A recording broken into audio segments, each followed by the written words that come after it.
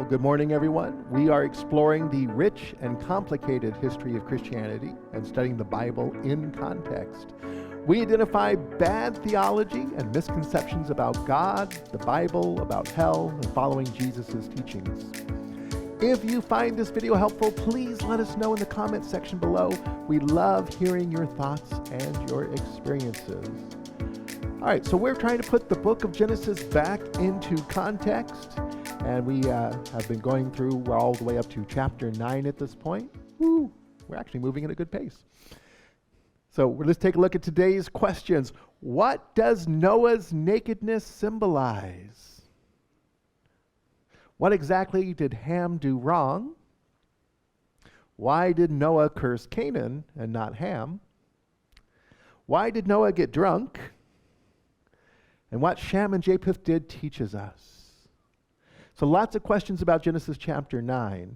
Now, last week we talked about the flood story, and I kind of explained to you how it's actually two different stories that have been woven together, and when you pull them apart, you get two very different views about God. Which one's the correct view? Look at Jesus, right? Because Jesus is the ultimate expression of who God is. So, if you have anything, even from the Old Testament, that doesn't line up with the life and teaching of Jesus, that's not who God is. At the beginning of Genesis chapter 9, this brings the Noah saga to an end. We'll be finishing off with Noah at this point. Genesis 9, 1 through 18 finishes the flood story, and I touched a little bit on this last week. So, God, and in this case, we're talking about Elohim, blesses Noah and his family. This is like a repeat of the creation story, the garden story, where God blesses them and tells them to be fruitful and to multiply. So in a sense, it's sort of like a reboot. We've rebooted the whole earth, now we're starting again. He gives them dominion again. However, this time it's a little bit different. In the original story, creation in the garden, he gives them all the plants, right, all the fruit, all that kind of stuff to eat. And so you'll actually find some Christian groups who argue that before the flood, we were all vegetarians. Okay. But this time he also defines plants and animals for food, that you're allowed to eat the animals. That wasn't spelled out in the first story, but in this one it's spelled out this time. There is a blood prohibition, so you're not allowed to eat the blood of the animal. You're not allowed to eat blood. And the reason for this, and it's explained later in the Old Testament, is because life is in the blood, and life belongs to God. And so if you eat the blood, you're eating something that belongs to God. And again, this seems to be the major sin throughout these first 11 chapters of Genesis, is always taking or trying to become God-like. So you're not allowed to become God-like by eating the life. That's a no-no. And there's also a prohibition against murder, that if somebody murders, then there will be some retribution attached to that. Okay? And then he establishes covenant, and this is the rainbow story. Okay? But oftentimes we think about the rainbow, we forget that it symbolizes that here we have Elohim hanging up his instrument of war and saying, I will not destroy the earth in this way again. Of course, if you're a good evangelical, it's like, yes, he's not going to destroy it by water again, but he's going to do it by fire. Right? But this is presenting a God who is not warlike. This is a God who is protective and takes care of people. So that's the end of the flood story. And then we pick up what happens immediately after the flood. This is Genesis 9, 19 through 29. So let's take a look at these 10 verses here. Genesis 9, 19 through 29 tells us the last of Noah. What happened to him? What happened at the end? Noah, like Adam, and again, this is sort of like a reboot, right? It's like a retelling. Okay, so we're starting the world again. So Noah, like Adam, is a tiller of the ground. He's agricultural. Noah plants a vineyard and makes wine. I mean, what else are you going to do with grapes, right? No. But he makes some wine, and Noah gets drunk on the wine. Now, there are some people who have problems with the fact that Noah gets drunk on the wine. Okay, if you're part of Islam, we don't talk about this because Noah's a prophet and prophets don't get drunk. You're not supposed to drink. But some people, why doesn't this kind of put Noah in a bad light that he gets drunk on this wine and things like that? You can read through some of the rabbinic literature, and it'll tell you, well, it was sort of a religious celebration. It was okay. Okay? If you look at other ancient Near Eastern mythology, okay, their gods sometimes would just get drunk. That's just the way that it was. And so they're like, this is not really a bad thing. Getting drunk's not a bad thing in the ancient Near Eastern mindset. But anyway, Noah gets drunk on wine. But then we have an incident that happens in the tent. And the big question is, what happened in the tent? Something happened in this tent, and the original readers, the original listeners who would have heard this story would have picked up all the nuances and symbolism and known exactly what happened. Of course, now thousands of years later, coming from different cultures in a different time period, we're not sure what happened. It's a little ambiguous. Some of the Hebrew words are ambiguous. The euphemisms used are ambiguous. So what exactly happened? So I'm going to tell you, there's different theories, but let's do the basic story first. This is what we definitely do know. Noah gets drunk, disrobes, and Ham sees him naked. Maybe. Ham tells his brothers. Shem and Japheth, averting their eyes, they walk in backwards, okay, clothe Noah. Noah, realizing what Ham has done, curses Canaan, which is Ham's son. So he curses his grandson for what Ham did, which seems kind of weird to a lot of people. It's like if Ham did the bad thing, why wasn't Ham cursed? Instead, he curses his grandson, Ham's son. That seems a little weird. And was it just because he saw him naked? That seems a little extreme to throw a curse out for something like that. So there's a lot of questions about this passage. So what happened in the tent? Well, we do know that he drank some of the wine and he became drunk. We know that. And he laid uncovered in his tent. And the key word there is uncovered, because the Hebrew word has different connotations. In one connotation, he's either just disrobes, he's drunk, and he's like, I'm hot or something, I don't know. He disrobes and he passes out. Or he's exposing himself in a sexual manner. He's like drunk and he's like, it's sexy time, let's go. We're not sure, because the Hebrew is unsure. The original listeners would have gotten it. They're like, oh, okay, we know what's going on, right? But thousands of years later, we're like, I don't know. Did he just get naked and pass out? Or was he like, doing a little naked dance or something? That's, who knows what's going on there. See, the Hebrew word can mean either thing when we come to uncovered. So what happened in the tent? Okay. And Ham, the father of Canaan, saw the nakedness of his father. So at the plain reading level, just like, well, that makes sense to me. Just at the plain reading level, it's like he looked at him and he told his two brothers outside, hey, Dad's in the tent naked. But the problem is that saw the nakedness of his father is a Hebrew euphemism for sex. To uncover the nakedness or to see the nakedness thereof is a euphemism for sex. So was there some kind of sexual thing going on in the tent? And who exactly is having this sex is unclear. If this is a euphemism, who's doing the sex? So what happened in the tent? We're still working on this. There's four major theories of what happened. So I'll share all four with you.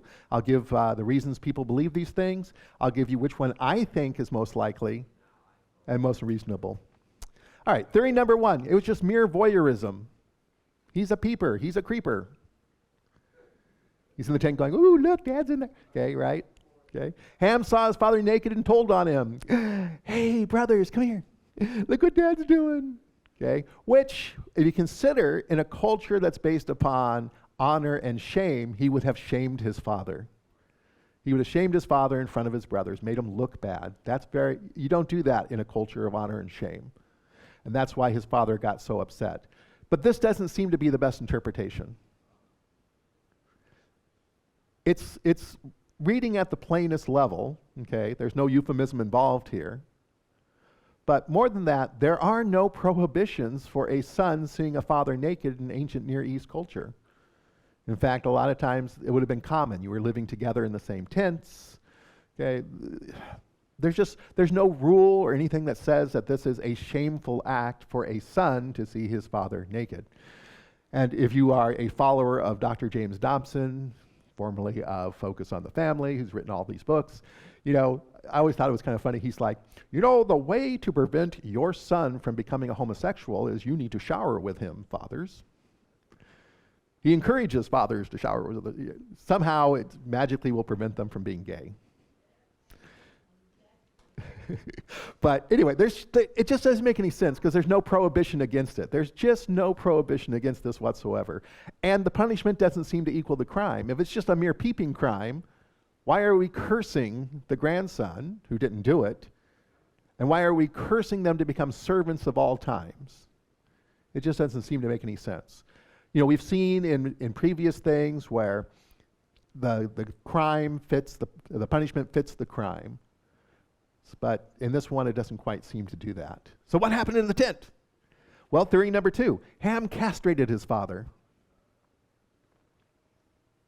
And this is primarily based upon the reading of the text where it says, and then Noah woke up and saw what his son Ham had done. Whoops. Okay. I don't know about you, but if somebody were castrating me in my sleep, I would probably notice long before I wake up. Okay. But some scholars suggest this story interacts with other Near Eastern stories of sons castrating their fathers to show dominance over them. There are other mythologies in the ancient Near East where sons go in, they castrate their father, it shows dominance over them, and they're saying, well, this is interacting with other myths of this time. This is what's going on. Maybe. Okay. In this interpretation, the punishment fits the crime because Noah is denied a 4th son, and so curses the 4th son of Ham, who is Canaan. See, if you castrate your father, he's not going to have any more sons. He's not going to have any more daughters either. Right? But he doesn't get a 4th son, so let's curse the 4th son, Canaan. So now the punishment fits the crime. There's a possibility. Okay. The problem is that in this interpretation, it's not supported by the text or the idiomatic phrase. What happened to this? Somebody's having sex in there with uncovering all this nakedness stuff. Okay. And really, you have to kind of read into it a little bit. But I can understand the interaction with the ancient Near East mythology. I can understand that. But although there's some support, I don't think it's as strongly supported as some of the other theories. So what happened in the tent? Theory number 3, paternal incest. See nakedness as a euphemism for having sex. So, for example, you can see this in Leviticus 20:17. If you compare kind of intra-text, look at other texts in the Old Testament. How do they use this? In Leviticus 20:17 it says, if a man takes his sister, a daughter of his father or a daughter of his mother, and sees her nakedness, and she sees his nakedness, it is a disgrace, and they shall be cut off from the sight of the people. He has uncovered his sister's nakedness, he shall be subject to punishment. And this isn't about seeing nakedness, this is about sibling incest. So, in this theory, Ham goes into the tent and rapes his father while he's drunken and incapacitated. That would be a pretty serious crime. Not only does it completely dishonor him, okay, but it's also just a personal crime that happens as well. Support for this view includes the many biblical passages that pair wine drinking with sexual activity. So you can look all throughout the Song of Solomon, and wine is always kind of like this prelude to sex. And vineyards, and we're talking he planted a vineyard, vineyards are places for lovemaking. So kind of think of this as, we're picking up on some of these motifs, some of these symbols. It's sort of like, it's sort of like mood lighting, right? We're getting everybody in the mood. Little wine, little, what's that guy that sings the songs everybody plays? I don't know. John Legend, a little John Legend, right? Got the wine, we got the mood lighting, we got a little John Legend going. Luther Vandross, there we go. We got a little Luther Vandross going here. Okay, so kind of as you're reading through this passage, some of the language that's being used, some of the ideas that are being used, the symbolism being used, is like to the original readers saying, ooh, it was sexy time going on in there, and this is what happened. We can also see this where David is dealing with Uriah the Hittite. Remember, David had gone into Bathsheba, got her pregnant, and so he calls her husband home, and her husband refuses to go in, and he says, what? I'm supposed to go in there, drink wine, and make love to her? Because you kind of pair this, drinking wine and making love kind of go together hand in hand. So the idea of this wine and these vineyards and all this kind of stuff, that's the sexy mood lighting kind of thing going on. It's further supported by the erotic connotations of the word for uncovered. Could just mean he got naked, but it could also mean that, we see it used in Leviticus 18 and 20 with this sexual connotation of he uncovered for a certain reason. He's sort of displaying himself in a lewd manner. It could mean that, to display yourself in a rude manner. And of course, we see that all throughout 18 and 20 with all the prohibitions against incest. Do not uncover your sister's nakedness. Do not uncover your mother's nakedness. Do not uncover the nakedness of your father's wife, who may not be your mother, right? He may be one of the concubines or another wife or something like that. So there's a lot of sexual connotation in that word uncovered. The problem with this is if you look at Leviticus 18 through 20 and this word uncovered and how it's used, it's always related to heterosexual incest. Always. So in this context, it's like, but that wouldn't really fit. So there's some good, strong support for this, but there's still some problems with making this work. All right, so what happened in the tent? Theory number 4, maternal incest. The father's nakedness could mean sex with his wife or sex with your mother. In Leviticus 18, 7 through 8, it says, you shall not uncover the nakedness of your father, which is the nakedness of your mother. So a word of saying nakedness of the father, since the wife was property, it belongs to him. Okay? She is your mother. You shall not uncover her nakedness. You shall not uncover the nakedness of your father's wife. It is the nakedness of your father. So we equate this nakedness of your father with either your wife or your mother, his wife or your mother. So did Ham go in, see that there was kind of like a sexy time going on? Noah's passed out, and so he gets it on with his mom? And then Noah wakes up, figures out what happened. Ham even brags about it to his brothers. Guess what I did?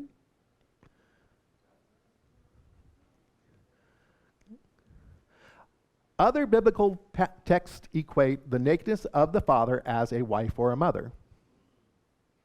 So we can see, looking at other Old Testament passages, okay, this little euphemism, this is usually what it means. So in my opinion, this is just my opinion, you don't have to agree with it, I think this is the most reasonable solution for what happened in the tent. And I say reasonable because you can't prove it. Okay, no matter which theory you pick, there's no proof for it. We're all reading into it no matter what. It's all conjecture. But I think this is reasonable enough that I choose to believe it. And here's the reason why I think this is the most reasonable one. Okay. Genesis 19, verses 30 through 38 tells a parallel story. And if you remember, as I told you when I was kind of introducing Genesis, that there's a whole lot of what we call doublets. Two stories that are very similar, they're parallel. They were probably originally the same story, but got altered with different characters to make the same point in a different context. So we have a lot of these doublets that go on. And Genesis 19, 30 through 38 kind of tells a parallel story. In that particular story, Lot's daughters get him drunk and have sex with them. They give birth to Moab and to Ben-Ami. So they have children through this incestuous relationship. So once again, we have this getting drunk, this wine. It's sexy time, right? And then we have this incestuous relationship that goes on. And it gives birth to children. This is the origin of the Moabites and the Amorites.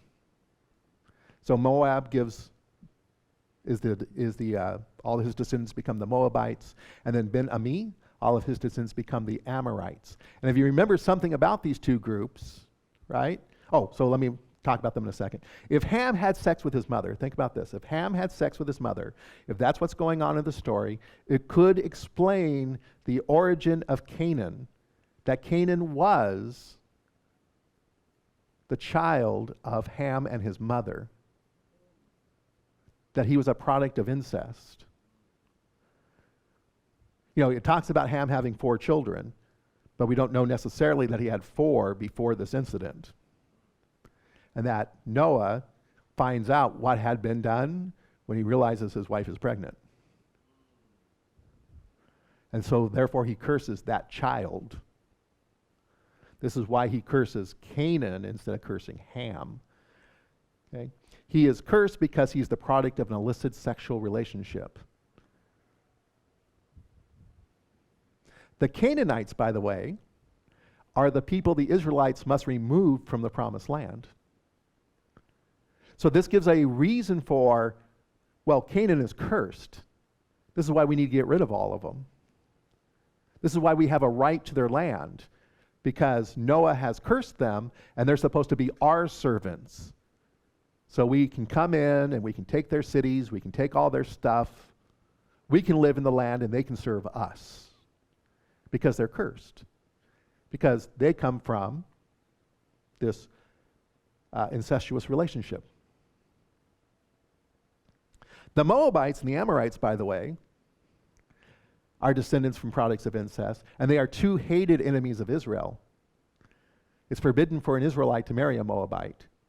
The Israelites were told to wipe out the Amorites. Oh, I'm sorry, Ammonites. I always get those 2 mixed up. Sorry about that. I always say Amorites when I mean Ammonites. Okay, but the Moabites and the Ammonites are hated enemies. And of course, why? Well, they're cursed because they're products of incest.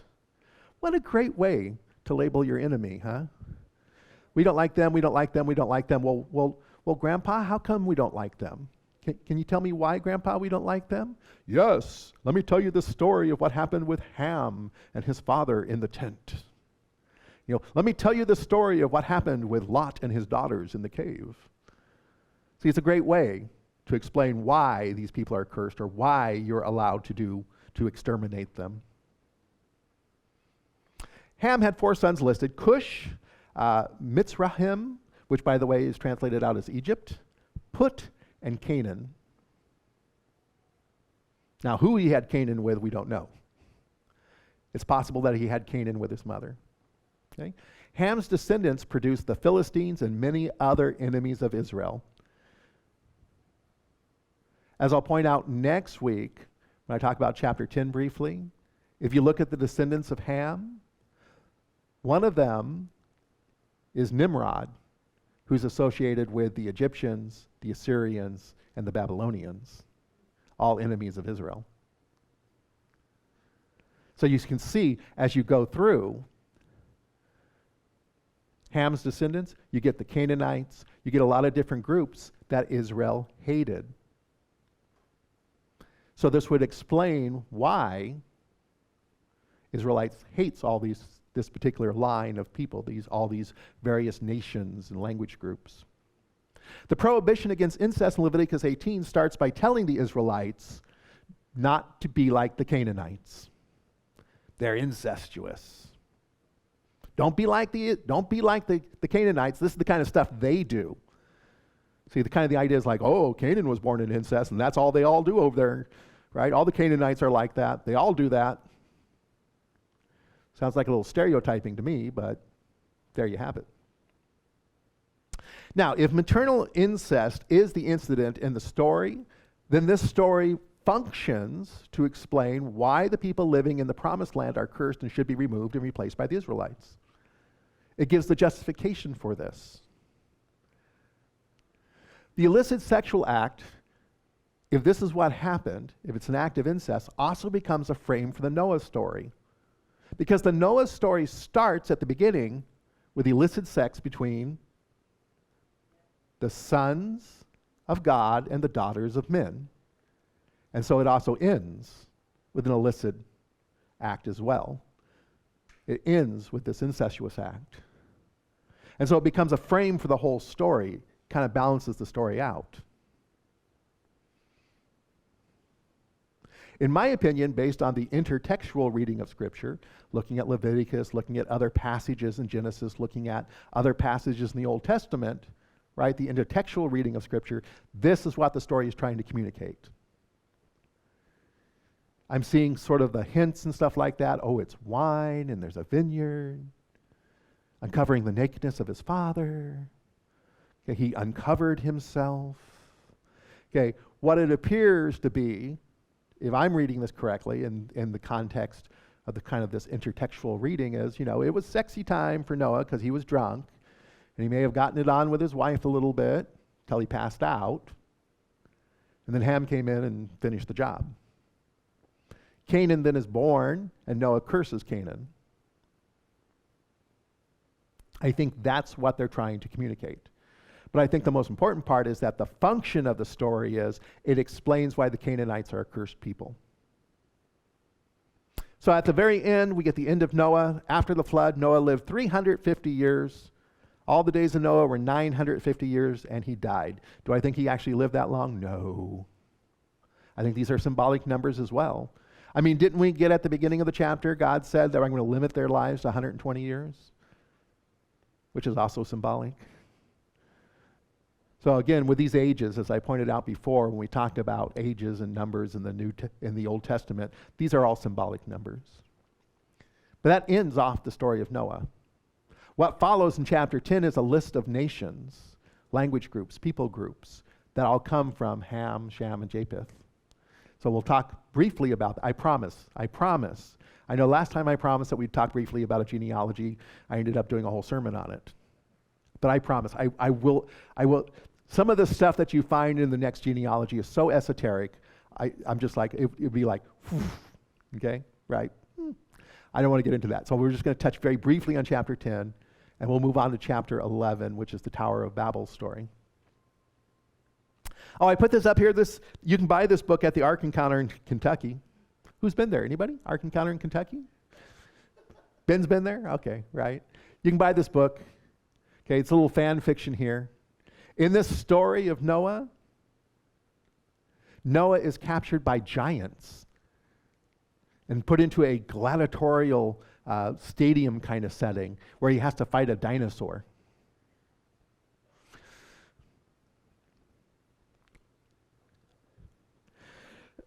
Every time I see this, I'm just like, okay, I get it.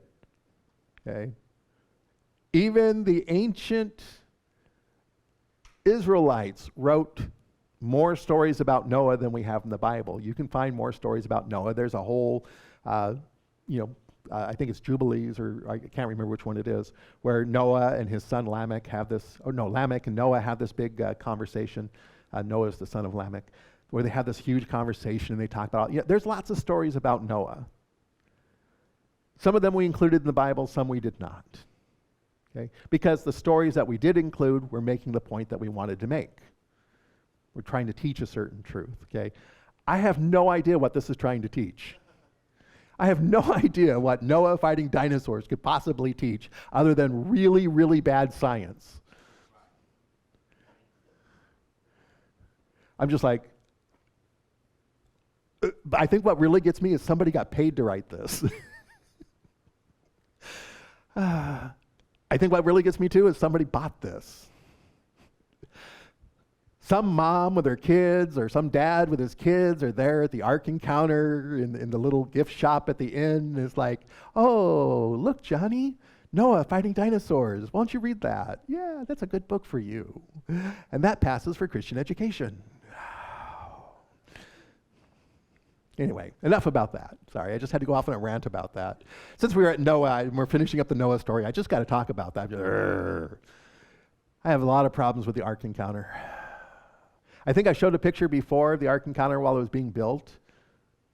Supposedly Noah built it by himself. I'm like going, yes, but in the Ark Encounter, this is why we have Noah's crane, Noah's tractor, Noah's bulldozer. Look at all this stuff that Noah had to build the Ark Encounter, because it's supposed to be a replica. It's not. Not only that, did you guys see the news article? that they got flooded the last time they had a big rainstorm. Did you forget to cover it with pitch like you're supposed to? The instructions are right there. You're supposed to cover it with pitch. I just, this whole Ark and I'm just, and they got a tax break for it too, which really kills me. So, okay, I'm going to stop ranting about the Ark Encounter. I'm sorry. All right, worship by living it out. Now that we know this, about this story, how should we respond to this? What should we be thinking about this? Well, as I said, I described the Bible as a divinely inspired discussion prompt. It's meant to be taken, and these stories are meant to be taken to the community so that we can talk about them and see what we can figure out about God. Okay? I also told you to consider what the stories are saying about God and to make sure that all of it aligns with Jesus. Anything that doesn't align with Jesus, the life and teaching of Jesus, okay, that's not who God is. They put in stories, like we saw in the flood story, about an angry God who's genocidal, but that doesn't align with the life and teaching of Jesus. So that's one of those things where we as a community go, this is just a story, and they have the wrong view. I can understand why they think that, but that's the wrong view. The tent incident says nothing about God. There's nothing about God in this. It's just a story. What does it say about God? Not a darn thing. Because you notice who does the cursing. Noah does the cursing, not God. In fact, you can see in some of the rabbinic literature where it's like, well, even though Noah cursed him, it doesn't mean the curse takes effect. Because unless God agrees, it doesn't matter what the human being says. So again, it's not God who cursed Canaan, it was Noah who cursed him. So think about that. It says nothing about God. I think I'm going to call this the most human part of the Noah story. And this is going to upset some people when I say this. I'm sorry, all my fundamentalists and evangelicals who might be watching this. Get ready to hit your cap lock key. Here we go. The Bible is a product of human beings. And yes, they're divinely inspired. But human beings are still involved, and human beings are fallible. So we need to keep the Bible in proper context, that these are mythologies and legends and stories. This wasn't meant to be a science book. This wasn't meant to be a history book. These were stories put in there to make a certain point, and some of them simply make the wrong point. So I believe that this little story is probably the most human part, more under human inspiration than divine inspiration. And somewhere in Texas right now, I'm guessing just outside of Dallas, an evangelical's head just exploded, just right? But this, I think, is the most human part of the story. It functions to give a reason why Israel can remove all the tribes in their way, because they're all Canaanites. They're all Canaanites. So we have the right to remove them. They're supposed to be our servants. But then you figure out, nowadays with scientific evidence, we can pretty much trace that all the ancient Israelites were all Canaanites. They all were. All right, let's talk about the Israeli-Palestinian conflict for a second. Yeah, that's going on, isn't it? It's horrible. It's horrible. I'm anti-war. I am anti-war. I do not think war is the solution to anything. Apparently, if I were doing the story of Noah, I am the follower of Elohim, who's hung up his instrument of war and will war no more. Right? I'm anti-war because nothing really good ever comes out of war except for lots of bloodshed. I think war is the absolute last resort that we ever have to turn to. But the reason I'm talking about the Israeli-Palestinian conflict is the roots of this conflict go back thousands of years. They have been fighting over that same territory since biblical times. Since biblical times. This land belongs to us. No, this land belongs to us. Oh, but you're a cursed people. God promised us this land. I think all too often we take God's name in vain and we use the Bible And we use God to justify this kind of violence and conflict. And that upsets me, because I don't want my God used that way. And I don't think the Bible should be weaponized and turned into a weapon. In this conflict and the many that have preceded it, war crimes have been committed on both sides. You can't say this side is on the side of the righteous, because both of them have done horrible things. Horrible things. And if they haven't done it in this conflict, they did it in the previous one or the one before that, or in between the conflicts. There have just been war crimes and atrocities done by both groups. Neither side has their hands clean. And when you have that kind of racial conflict that has gone on for millennia, there is no easy solution to this. Any politician who promises you an easy solution to this has no idea what they're talking about. And I always kind of feel kind of strange about the schizophrenic nature of the evangelicals. Because on the one hand, they believe in the Abrahamic covenant, where God turned and said, I'm going to make you into a great nation. I will bless those who bless you and curse those who curse you. And so many evangelicals, no matter what Israel does, will support them. War crimes, that's okay. We have to support them because we have to bless them, because if we don't bless them, God's going to curse us. And on the other hand, they're anti-Semitic.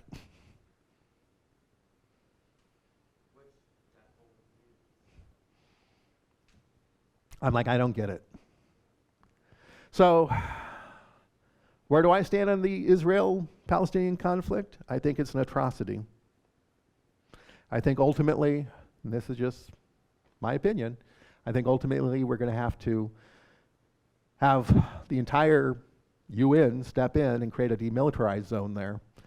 And we're going to have to be the ones patrolling it to make sure that these war crimes don't happen. I don't think they're ever going to be able to solve it on their own, because it's millennia old. It's based in racial prejudices that are ingrained within their culture. I don't know if it'll ever get solved. We cannot use the Bible to justify who is right, because I don't think there is a justification that will work. Human beings influence what was in the Bible.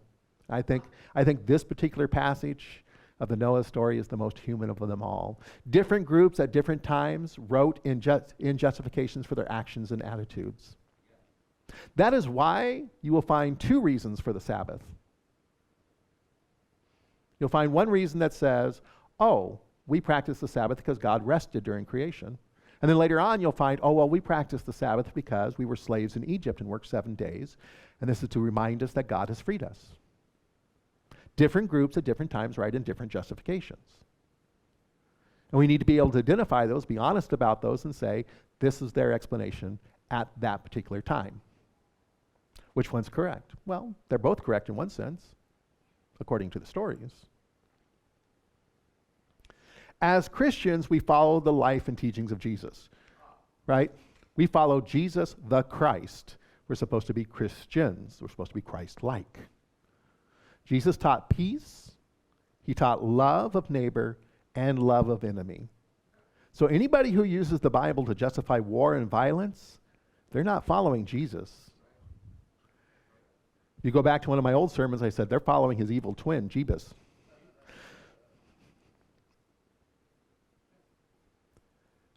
But this is not what Jesus taught. If you think this is just a whole bunch of woke stuff, then you think Jesus is woke.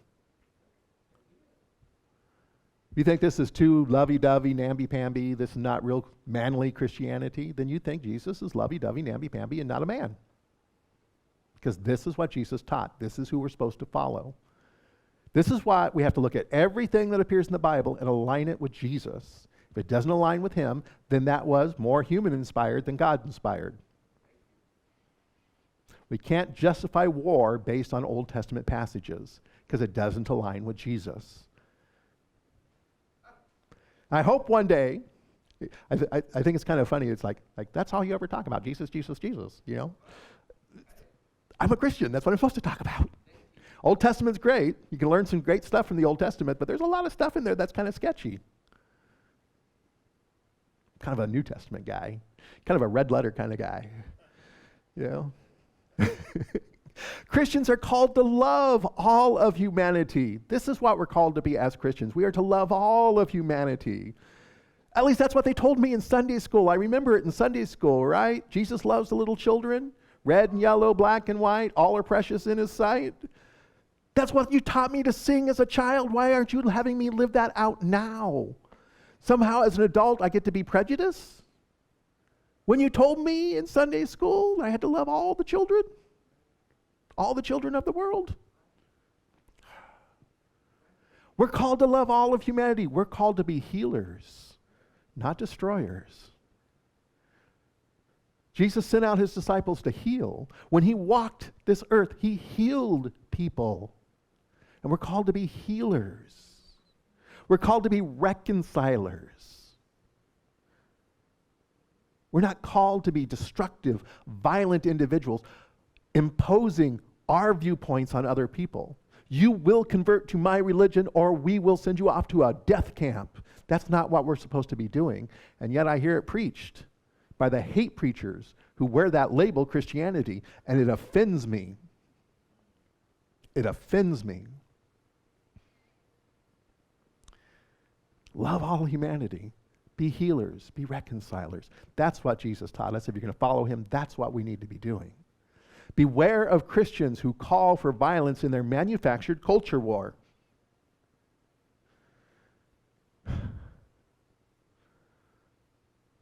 Because Elohim is not at war. He hung up his instrument of war.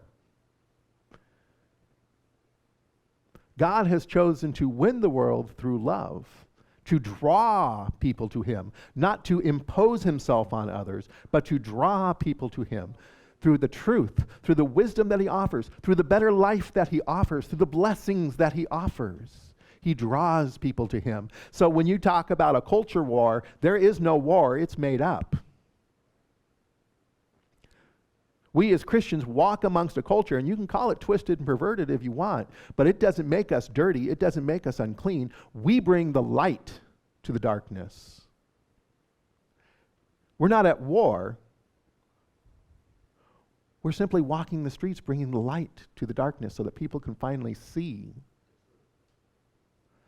No war. Beware of these so-called Christians who have this so-called culture war going on because they preach violence, which is not the way of Jesus. With that, let me close in prayer. Lord Jesus, we just come before you today and we just want to thank you for what you taught us. That you taught us to love one another, that is the way to salvation. That is the way to the best life possible. Help us to be healers and reconcilers like you are. Help us to reject all of this false teaching that includes violence, that includes warlike images. Send the Holy Spirit to lead us and guide us in your way. We just pray this in your name. Amen. Once again, if you found today's content helpful, be sure to subscribe to our channel, like it, ring the little bell so you get notifications and know that when we post something new, and share this video with everybody. The more you share it, the more it gets out there, the more, make sure you leave a comment too. I appreciate all the comments that come in from everybody. Thank you so much. It helps our community here as well as our YouTube channel. So thank you, all of you, if you've made it all the way to the end here. And as I said before, just my opinion of how I interpret that particular story. It's a little ambiguous. So the original readers and listeners would have understood it completely. I'm trying to do it through intertextual comparison. I think I have a strong argument for it. Do you have to agree with me? No, not at all. I encourage you to read it and study it for yourself and go out there and read some of the articles about it, listen to what the rabbis have to say. As a community, we can find wisdom together. I believe in the wisdom of the community. So let's close with this benediction. As you leave this place, may we follow Jesus and not allow Old Testament stories to become a legalistic guide to our living. God bless you all. Go in peace. You are dismissed. Thank you.